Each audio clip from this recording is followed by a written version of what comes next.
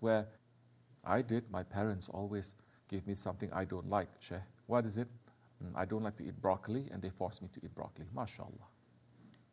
I don't like to go to summer camp, and they made me to go to summer camp. I fight against my ego, Shaykh. It's not like that. Now you need to see what are the things that you are handicapped by. If you think it is, you know it is, stay away from it. Put yourself in different situations. Say, I'm not going to use this. There will come a time when you will not be able to speak. On the judgment day, you will not be able to speak. You can't. In the grave, in judgment, you won't be able to speak. Everything that you think you own, your body is going to speak for you, except for the tongue. Do you understand? So what you are doing now, situations, not to speak, not to explain, not to speak to yourself, not to use simple words. Today I was giving sohbat, I think it was to UK. Somebody asked a very simple question. And it says, somebody asked me this question, I don't know how to answer, Shaykh. I said, yes, it's true. Because you never ask. The simplest questions are the most difficult ones. Because you don't ask yourself those questions. No, actually it was to Malaysia. I said, for example, if somebody asks you, why are you Muslim? You won't be able to answer why. You're going to say, oh, my father and mother are Muslim, so why I'm not Muslim? Islam is the best. Islam not. But that means that you don't know who you are addressing it to. You don't know who is the one who is asking. You only look at the question because you talk too much, because you don't observe. The Shaykh says, one tongue, two ears. Those who talk too much, they never listen. Listen, observe. Then check your understanding with those who are able to understand. Is this correct, my observation? And if you cannot explain what you believe and what you love into a simple language that even a 7-year-old is going to understand, that means you never understand it. You never digested it. It's not real with you. It's just an idea. And you just back it up with words. You don't understand it. You don't believe it. Do you understand? Now he's being very quiet in front of me because Shaykh says I mustn't talk so much, so now.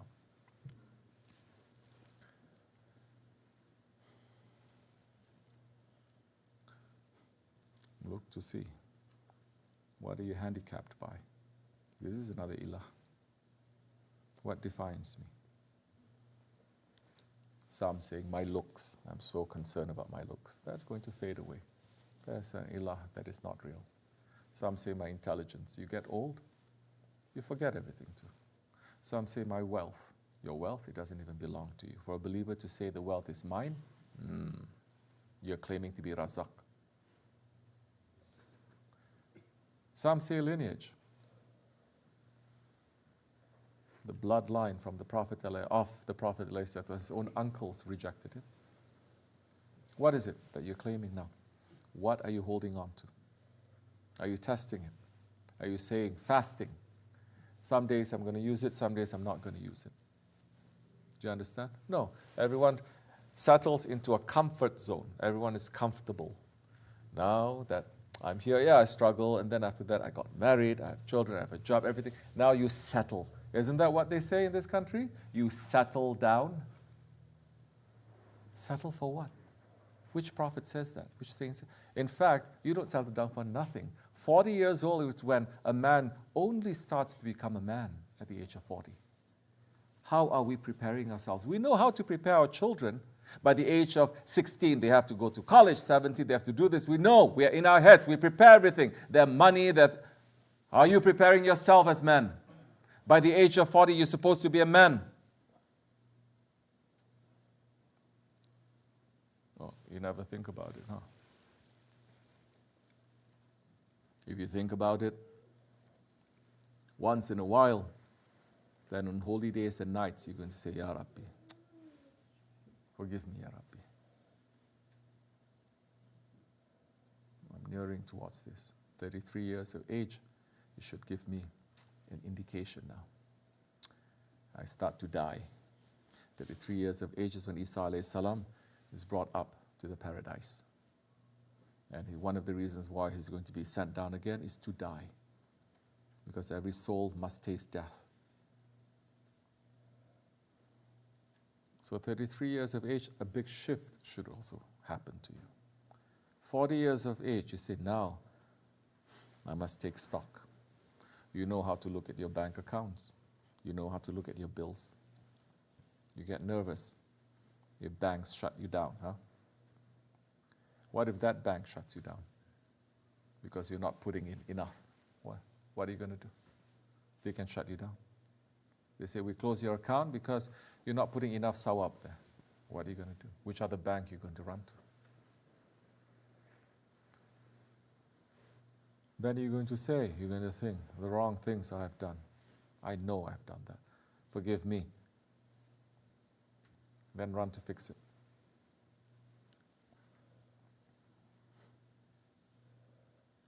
So be simple. That is the meaning of Zahid. Not this. I know so many people who are Zahid, they're very sneaky. Huh? Very sneaky. They're very, people will hate me for this. They're very arrogant. They like everything to be just so that they can, Let me make it simpler so that you don't hate me so much. Let's say so many unbelievers that they claim that they are Zahid. Okay? Let me say that. You see, they like to. But you touch them a little bit, they explode. You put them out from their comfort zone, they explode. You see something shakes, you see they become really angry. They're not settled.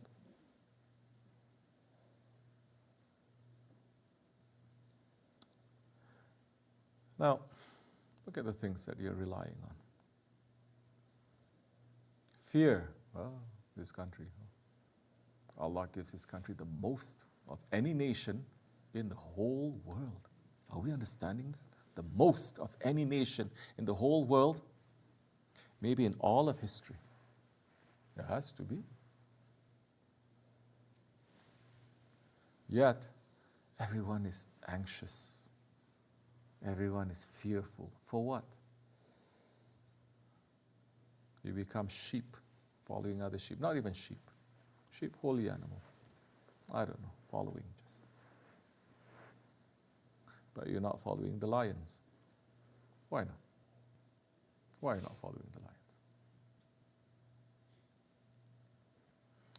So,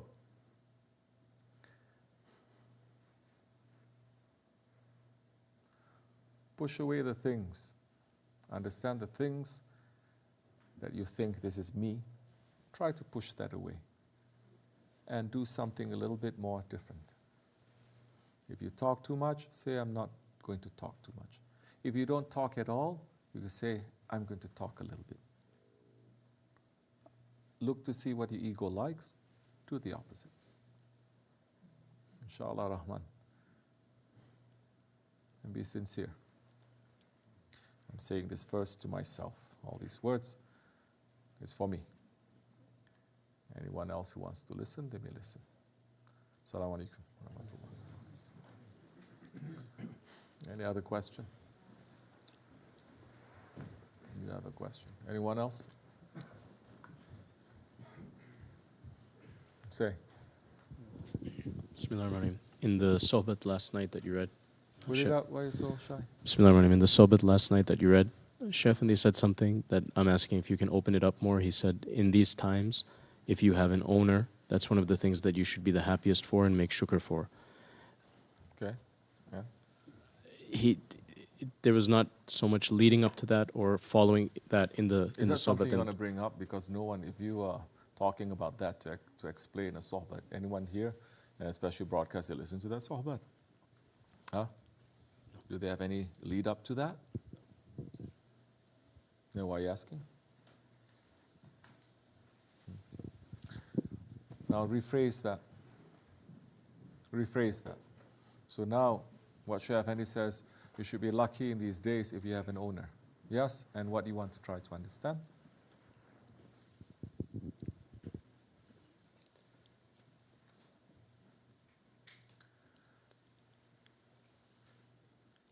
Give to the women. The women they have, they're looking at me very sadly, very miserable, like this. In front of me, they're very miserable. Behind me, they're laughing. They save all their smiles or outside. Yeah. Take it. Be happy. I'm waiting. BismillahirRahmanirRahim. In this country, when we grow up, people talk about that kind of relationship, owner, slave, as something that just those words are very negative, the way that they put that. I don't care. And I'm asking... You're asking, as a person who's born here, that those words are very jarring to you? I'm asking that if you can explain to us, the people who grew up here, and... Are those words jarring to you? Not You're asking the question. Are those words jarring to you? No. Then why are you asking the question? The question has nothing to do with you.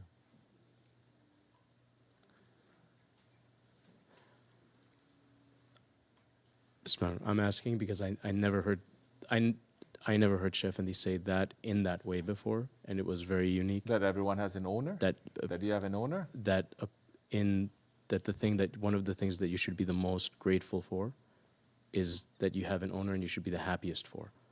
And just because I hadn't heard that, and it was something that I'm asking you to explain more, because I hadn't heard that before in that way. So it is jarring to you, or unusual to you, those words?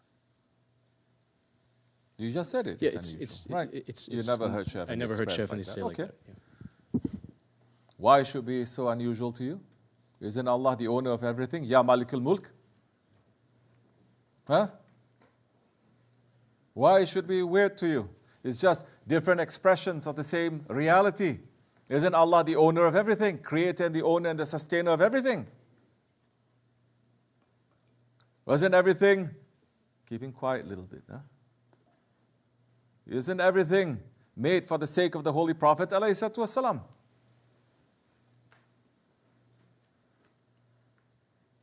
Don't we say that he is the Sahib of the two Easts and the two Wests? Didn't we say that? This is Ahli Sunnat. Ahli Tariqat, we say he is the master of what? All alams. Allah is a creator. He's not a creator, of course, but he's a master of all alams. Yes? Is this weird? No.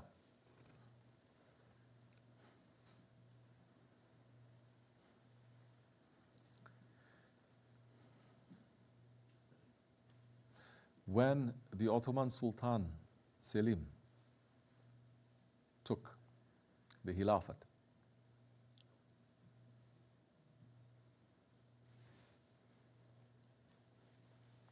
and he pierced his ear,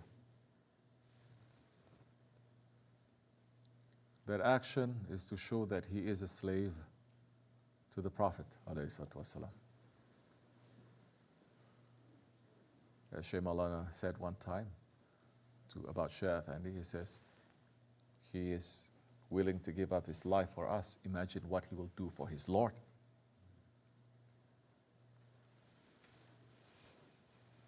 He pierced his ear and he wore it. He says, now I am the Hadim and I'm the slave. Once upon a time, we were very unapologetic about using that word slave, abd. That's what it means. But because Americans don't like it, Westerners don't like it, because, mashallah, they are the ones who have been protecting the rights of slaves all these centuries. They are the ones stopping the world from slavery all this while.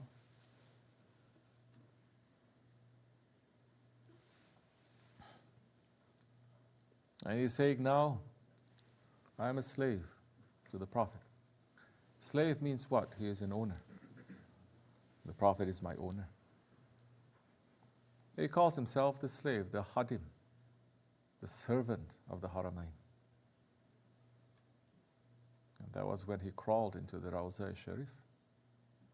And the broom that was used to sweep the Haram al-Sharif of the Prophet, the Rawza Sharif, was made of a peacock feather, and he took and he put it in his turban to say, this that is the broom that is so dirty, now it is an honor because it sweeps the Rawza of the most honorable one in divine creation.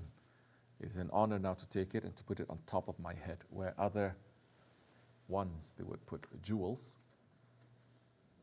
which, by the way, is not only on the ground, it's under the ground.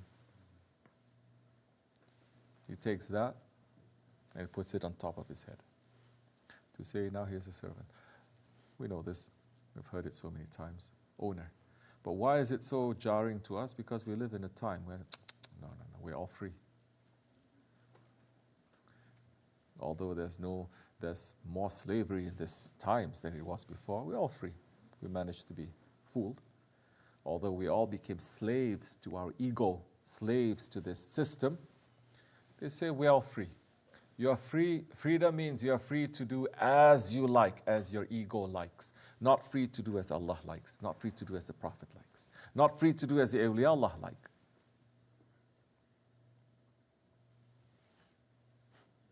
So we lost this system. We lost the Khilafat. To say now, the Khalifa is the slave of the Prophet. Alayhi salatu wassalam, the Prophet owns him.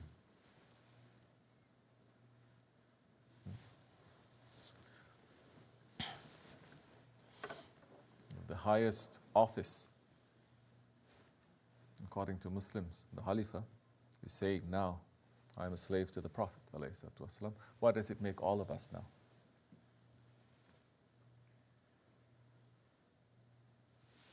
That is the owner, we have an owner too. But we all became Wahhabis. We want to say Allah is our owner, not even the Prophet. That's too.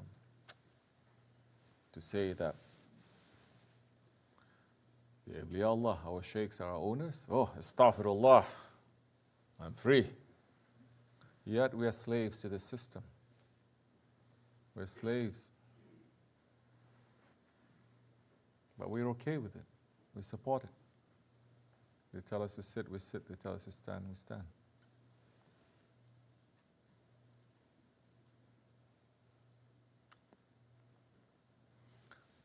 The one who is saying, I am a slave and my owner is the Prophet ﷺ. He is occupying the position of Khalifa, which is the Khalifa representing the Prophet ﷺ. And what is the Prophet ﷺ? Abduhu wa Rasuluh.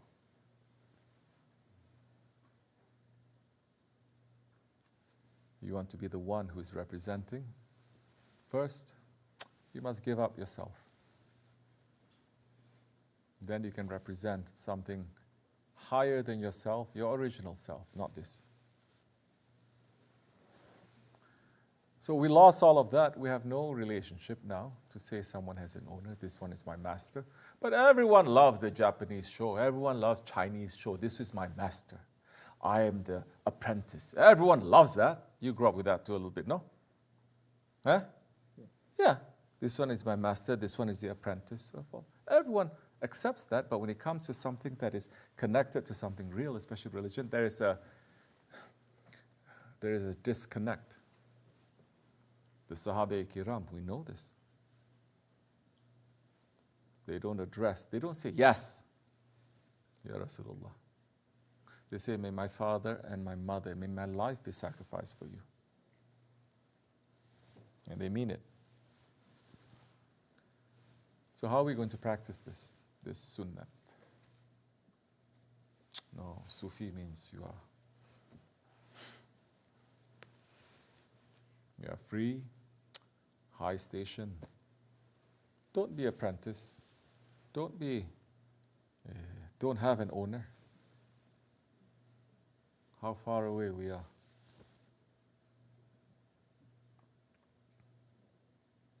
Yeah, we become so proud. You don't look at your Shaykh. It's like, you own me. You tell me what it is. We don't.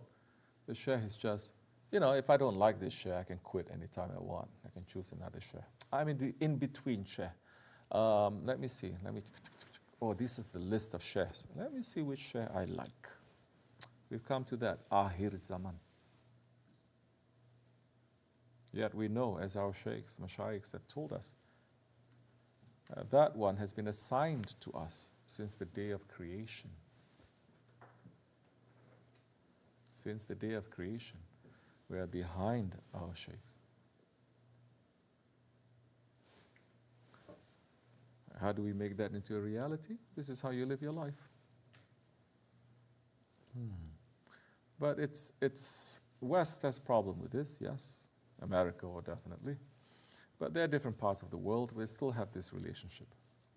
They say, now, you are my master, as you say. Different parts of the world, they still have this. Just because you don't have it doesn't mean everyone lost it also. But Muslim countries, they want to destroy this. It's wrong. So, I don't know if I'm trying to make you to understand more. I'm showing to you how this is very natural as part of our religion, as part of tasawwuf. And if we are still not conducting ourselves like that, we must check ourselves a little bit more, especially in holy days and nights. Yes, that's why it becomes theoretical. We know all the riwayats, we know all the stories. What is your name? What has a servant to do with a name? Whatever you give me, O my master. What do you like to eat? Whatever you feed me, O my master. We know that. So nice Sufi story. Do we live our life like that? To thank our master? To ask help from our master? No, we don't. Because we're so proud. Because this Ahir Zaman system. Don't. You are master. Everyone is Firaun. Everyone is Namrud. You are master. Don't follow another one. Yet at the same time, they're slaves to the system. They cannot quit anytime they want. They cannot do anything they want. So,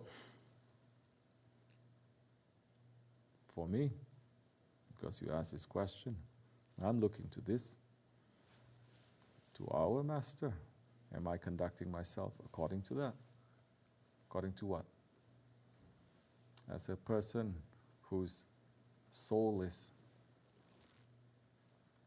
in the hands of that master.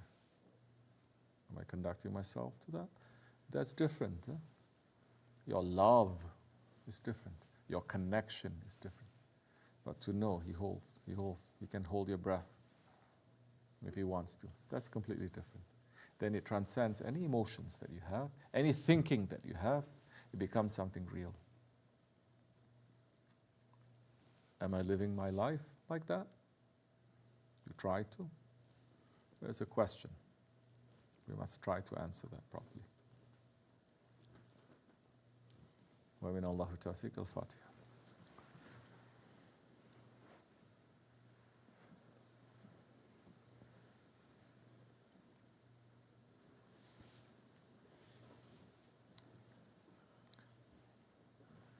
Anything else anyone wants to say?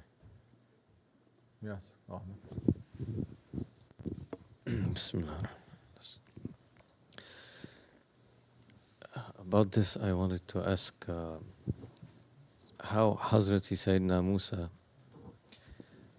when he is Kalimullah, he talks to Allah directly. So you're listening to zikr at least a little bit, huh? He goes and submits his will to somebody and asks him if he may follow him, to teach him. And he already has a connection, direct connection. You mean, for example, Hizr alayhi salam? Yes. If Musa Kalimullah is already directly connected to Allah, then why he's taking knowledge now from Hizr alayhi salam? Yes, and today's Muslims, when our ego is so hard to, for so many people, it's hard to grasp the idea that when you talk about the Shaykh, the first thing they think, why put somebody between you and Allah? Hazrat Sayyidina Musa, the Because symbol the of assumption Sharia. is you already reached to Allah. The assumption is you reach to Allah. Everyone is already reaching to Allah. So why you put, and a Shaykh is there to block you. Or why you need someone to bring you to Allah. Why can't you reach directly to Allah?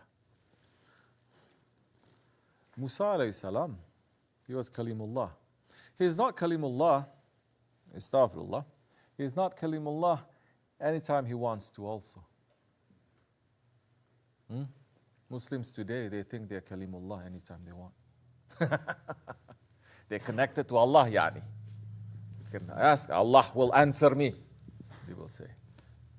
I don't know why he's Arab, but it came out like that.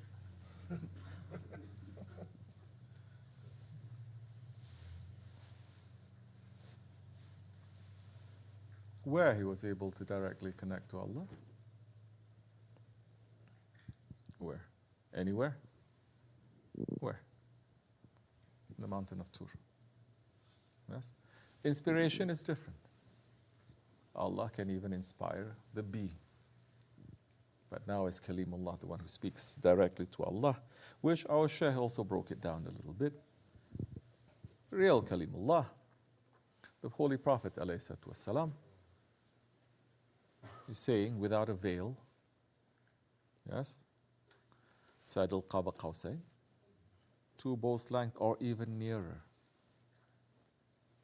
But Musa alayhi salam, he was speaking to, they say it is a bush, a tree, because you have good this time. Only in this time, 100 years before the Khilafat, we are Khalifa, they say. Don't put another Khalifa there. We are the ones who have direct connection to Allah. Don't put a Shaykh there. Whereas everything else that is there, intercession, Quran intercedes for you. Your prayer intercedes for you. Everything, the angels intercede for you. These is not to put in between you and Allah. This is to bring you, the dirty one, me. Maybe you are very clean, Yani. You are saints.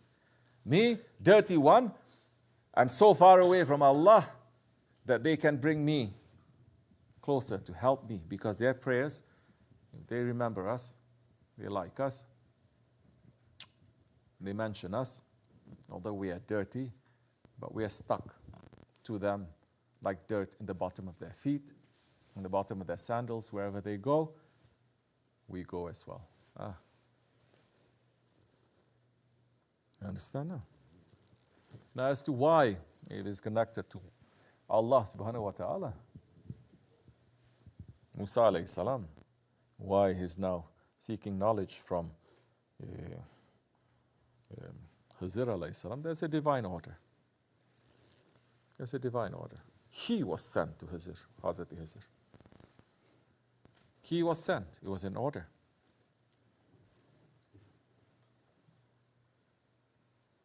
And Hizr alayhi salam, up to today, people are still debating, is he a prophet? Is he a saint? Is he a prophet? What? They don't know. Doesn't matter, leave it there. But Musa alayhi salam is representing now the knowledge, the book, Shariat. And Hizr alayhi salam is representing Tariqat, the way. One is open, one is hidden. There is no higher prophet living at that time than Kalimullah. Yet, if Allah wants, He can send anything to teach us. Am I saying now people are going to say, oh, all these, the fatwa war machine, they can say, oh, he's saying wrong. He's saying there are people are higher than the prophets. They're going to,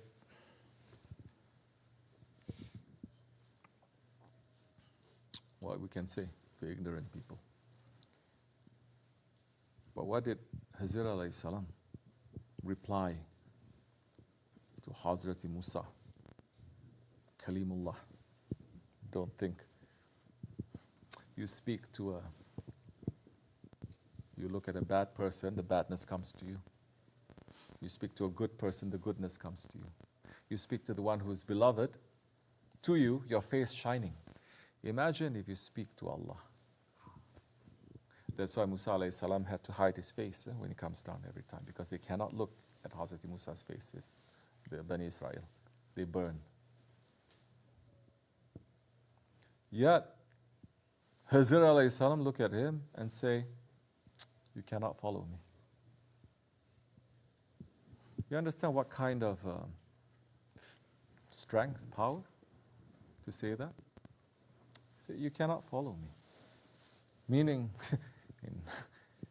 you're going to fail. You can't do it. You don't make the cut. Astaghfirullah. We are nothing compared to them, of course, but we're giving the teachings of our sheikhs and saying, you cannot follow me. And it says, inshallah, you will find me patient. Patience.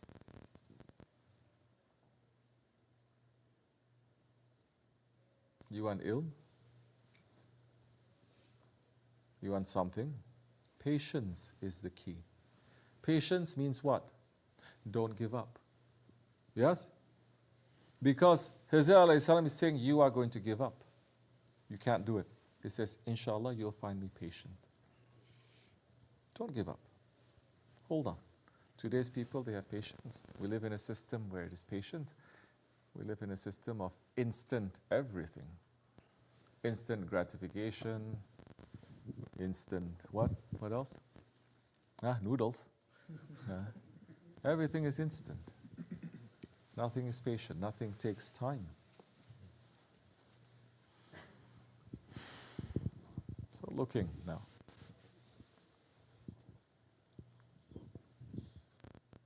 Hazrat alayhi salam medicinal silsila. Understand? Now, we have to be patient. There will be tests. We will fail.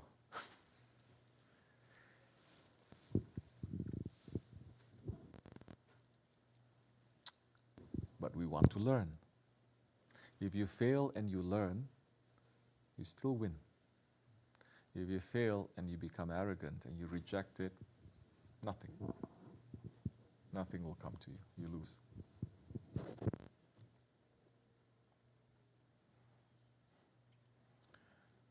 So leave those ones who don't believe in holy people, who don't believe that there is a knower above them. Allah is saying there is a knower above every knower. They don't believe it. Lakum dinukum waliyatin. To you your religion and to me mine. But don't mistake the knower of books the same as to be the knower of the hearts. Or the knower of the hearts to display the characteristics of the knower of books. Different, especially in these days. Shaykh Efendi say, make it more distinct now. There's so many wolves wearing the clothes of the sheep. Now the sheep, the good ones, you're going to dress up like wolves. Don't even look like sheep, dress up like wolves. Then the sincere ones will see through it, the insincere ones will stay away. May we hold on, inshallah, to our Shaykh. May he turn the wolves of our ego to become sheep, inshallah, and to follow him. Al-Fatiha. Amen. Oh, nice. Snowing outside, you know.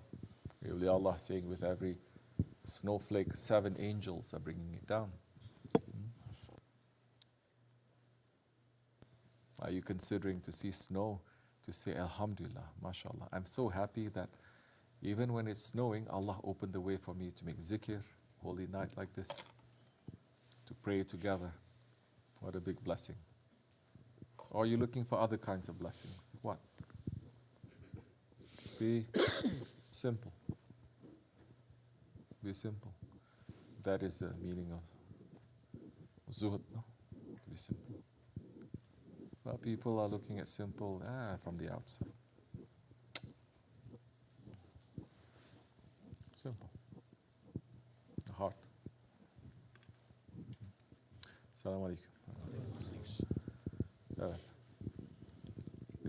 Finish your desserts, inshallah. We start praying before it gets too late. Yes, you have a question? Say.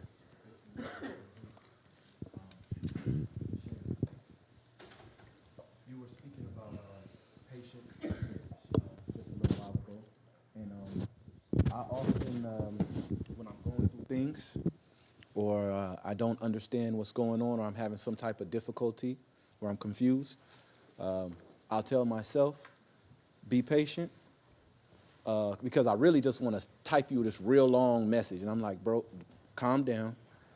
He sees you. He knows what's up, what's going on. Take a breather, be patient, and work through it. But then a piece of me is like, send him a message, you know? Like, send him the message. Like, when is there the time to ask the question, and when is it the right time to just be like, the Shaykh knows, be patient, learn the lesson, and if you don't get it, then get back to the Shaykh. You have a question, see if it's being answered. If it's not being answered, then you speak with the tongue. Tamam. That's it. Okay. Okay. Because the answers will be sent through the waves. Maybe it's not reaching you. Maybe you can access the waves. But you look out. According to your level, the answer is not coming, then speak with the tongue. Be simple. Yes, sir.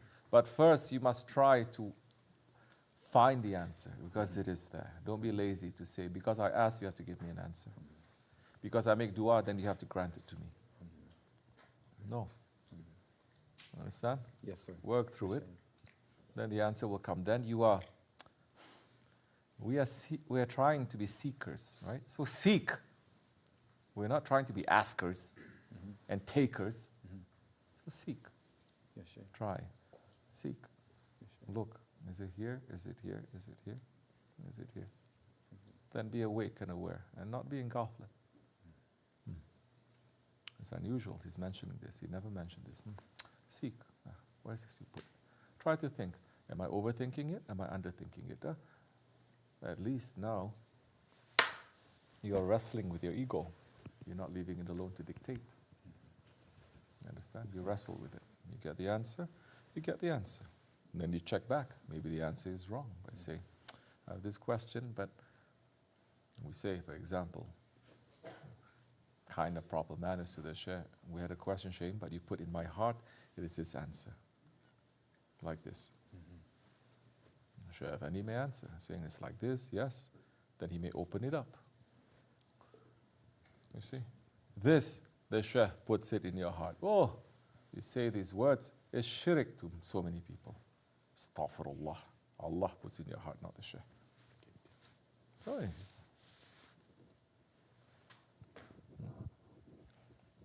Astaghfirullah, Rabita. You're going to imagine your Shaykh next to you making zikr, Astaghfirullah. You must think only of Allah.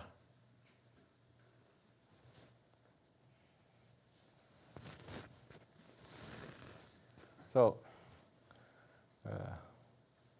what would convince them if I come up with a proof written 500 years ago in classical Arabic, written by a scholar / saint, and present it to you, and then you're going to understand it? That means your ego wants to understand it. And the ego will reject that too. Because the spirit understands beyond language. It has to. Yes, sir. Through signs, we can understand. We want to try to hone that part of us. And that comes through cleaning the heart. Understand? Yes. Right. Yes? One more question, Shane. Last night you were speaking of, actually, Use my... in a suhbat, you were speaking about, because I'm on the suhbats, like you said, 40 days, suhbats. You were speaking about Habib al-Ajami. And I remember one time we were speaking together, and when I read the suhbat, it really hit me. I could never be like Habib al-Ajami. He's Habib al-Ajami. But the thing I really desired about reading about him was his certainty. Like the story with him, with Hassan al-Basri and BismillahirRahmanirRahim, his certainty in BismillahirRahmanirRahim. And I wanted to understand. This is the reason why I don't quote saint stories so much. You understand now? No, I understand. I'm not putting him down to. Do you understand? Because I see the danger. Now for me, I'm taking my Shaykh's teachings and how to make people to understand, not to misunderstand and not to run with it. Because who doesn't love the stories of the saints? We all do. Who doesn't one way or another try to imagine to be in their shoes or want to be? Who doesn't? And so Nakshibendi Tariqat pulls the rug out from under you, so don't you dare. At the same time they give and they pull away. So now you're talking about certainty, how to have that kind of certainty. It's a very big price. We're not even paying it with our 5 daily prayers on time properly. We're not even paying that price. And here we're talking about strictly just daily obligations. We're not even paying it with proper fasting. We're not. We can't.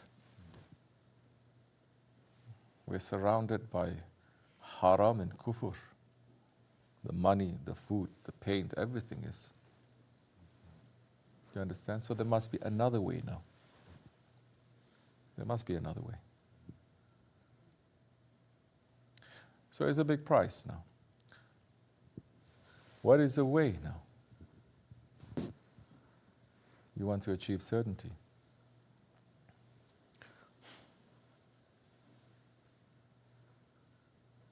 We'll speak more, inshallah, later. Wa min Allahu tawfiq, Fatiha. Turn off the camera. I'm going to speak more. It's not for broadcast. BismillahirRahmanirRahim. وأسألك اللهم بالأسماء التي